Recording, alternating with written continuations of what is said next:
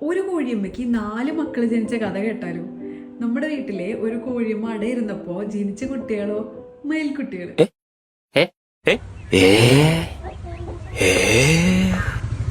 ഇതിന് വലിയൊരു കഥയുണ്ട് കേട്ടോ. ആൻഡ് ഈ കഥയ്ക്ക് രൂപം നൽകിയ ഒരാളും കൂടി ഉണ്ട്. ഇതാണ് ആള് നമ്മുടെ അമ്മ.